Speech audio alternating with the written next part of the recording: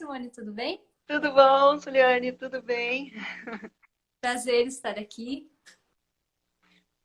O prazer é meu. Muito obrigada por tu teres aceitado o convite, né, de participar dessa minha primeira live, que é o tema de hoje da nossa live, né? Um assunto bastante importante, pelo que nós e o mundo, o Brasil e o mundo têm vivido, né, em decorrência da pandemia, e de que forma a hipnose pode atender para que a gente possa desenvolver e ter uma qualidade de vida melhor, né?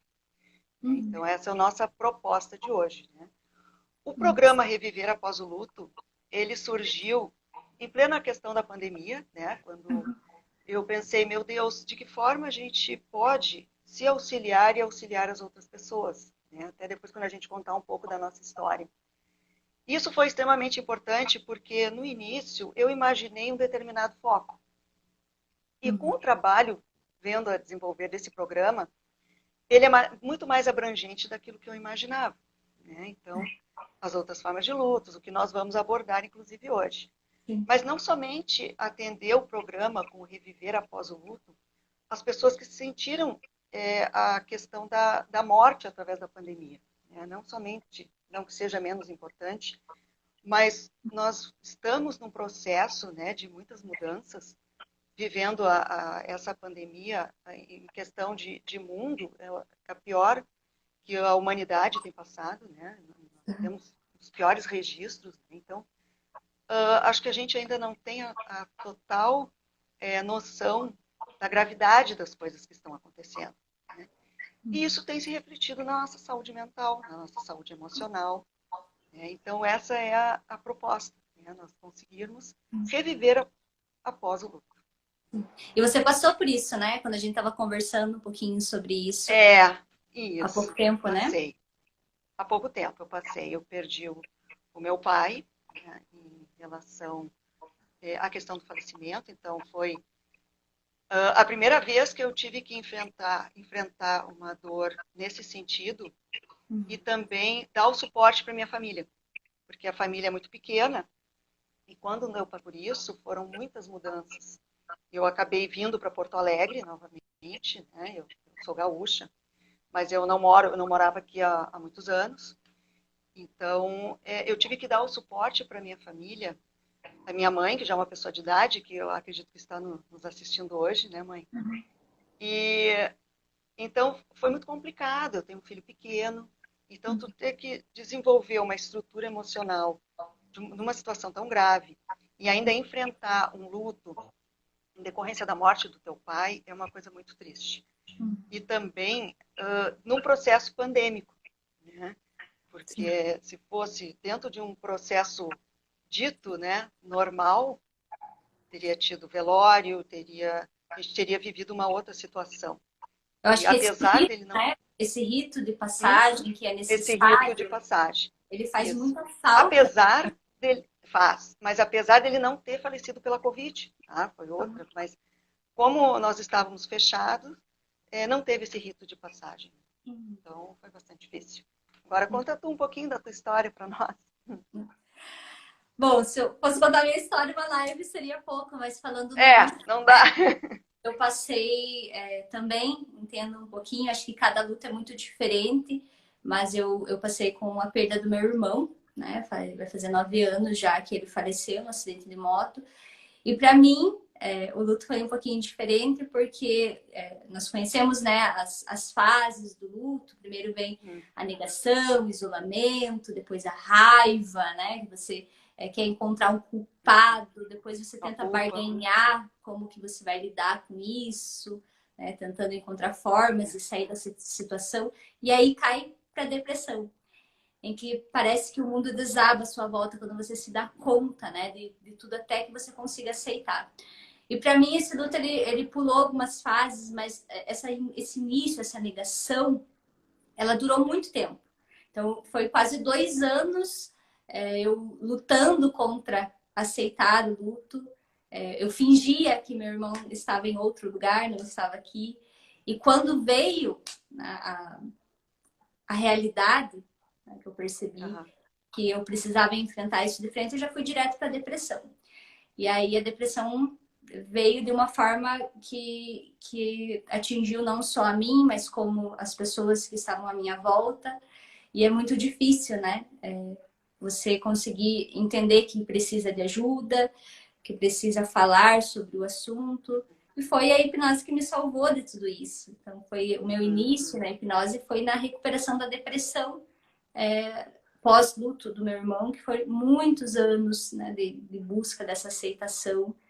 Que, na verdade, ela vem de uma forma até que nos conforta, né? Eu acho que quando você entende um pouquinho todo esse processo e começa a entrar nesse processo de aceitação, existe o conforto também.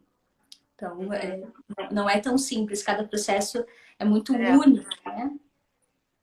E não se pode pular etapas, de bloquear a emoção que está envolvida naquela circunstância. Porque ela pode porque foi ao bloquear... retornar depois. Ela retorna depois de outra forma. E muito mais pesada, né? Muito mais difícil de lidar. Você acha que tem um período que o luto deve existir? Um período mínimo, máximo? Como que você enxerga isso? Eu vejo que depende de cada pessoa. É um processo muito particular. Eu acho que não. Mas eu acho que menos de 3, 4, meio ano, eu acho uma coisa complicada, mais difícil, da questão da aceitação, né? Mas tem casos de pessoas que passaram no luto 3 meses e já estavam retomando a vida. Então eu não vejo assim essa questão tão pragmática de data e prazo, né? Como tem pessoas que passam, às vezes, eu conheço um caso de uma pessoa que passou 12 anos em sofrimento. Então é muito tempo. Né? Então quando ele passa a ser danoso para a vida da gente, que não consegue retornar às tuas relações, ao teu trabalho, né? Aquilo se torna um peso e não uma aceitação no sentido de que aquilo te conforta. Tipo assim, se foi, a pessoa partiu, mas eu consigo seguir a minha vida, eu tenho saudade. É como eu digo assim, claro que esquecer não existe, né? A gente jamais vai esquecer, né? Mas no momento que tu consegue visualizar e ter um sentimento mais saudável para si, é o momento em que eu acho que começa a cura. E também vamos falar como é que a gente conseguiu, de uma certa forma, superar. Né? Então, eu gostaria de trazer até o relato dessa... Tu falou que foi a hipnose, né? No meu caso, foi quando eu comecei a me dedicar para as terapias. Então, foi um momento de muita virada. Entrou como terapeuta.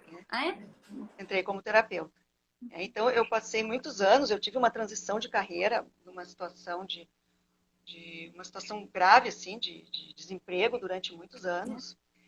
E às vezes parece que precisa uma situação grave para tu dizer, meu Deus, agora é a situação de mudança, né? Agora é o momento.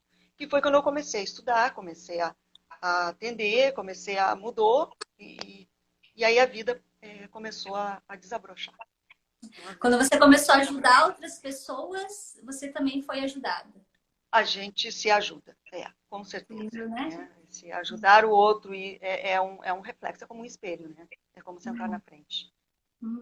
Tu vive a dor do outro, mas tu também consegue te ver e visualizar. E a hipnose faz muito disso, né? A gente visualiza, né? Trabalha, né? Os aspectos. Né? Acho que a gente, como terapeuta, participa dessa terapia. E eu gosto muito da questão da hipnose e eu uso junto a constelação familiar. Então, quando eu vou ressignificar um processo, eu utilizo as frases da constelação. Né?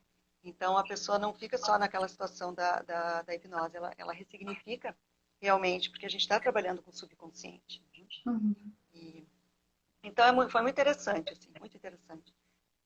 E também aquela caixa surpresa, né?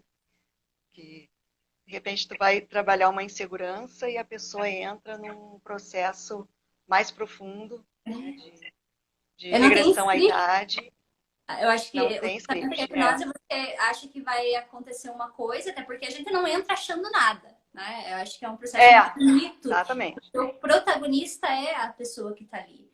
Quando você entra no processo de hipnose, e acho que isso é o mais bacana, vem do inconsciente dele aquilo que precisa ser tratado naquele momento. Não serei eu, Exato. como terapeuta, que vou decidir, ou ele em relação ao que ele Uhum. acha que é o problema. O problema Exato. vem, ele aparece. E acho que é isso que torna essa terapia tão eficiente, tão eficaz. Porque a gente não Exato. fica trabalhando em suposições, né?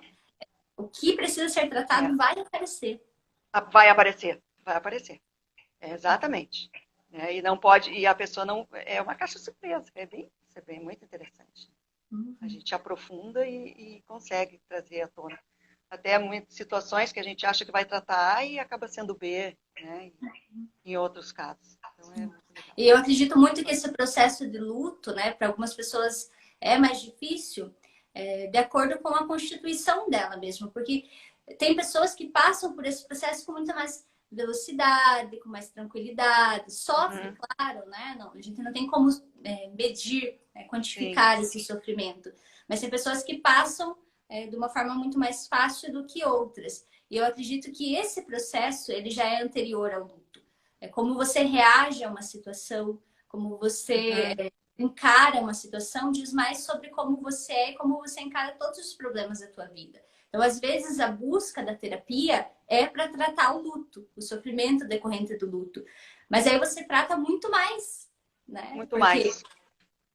são muitas situações da tua Sim, vida que você vai reagir semelhante a como você está reagindo. O sofrimento que está exato. sendo causado agora, ele também às Uhum. vezes é resposta, né? A causa desse sofrimento também é resposta para muitas coisas que você já viveu e que você vai Sim. viver, né? E muitas coisas que estão ali, que não vieram à tona no luto, e de repente começam a aparecer.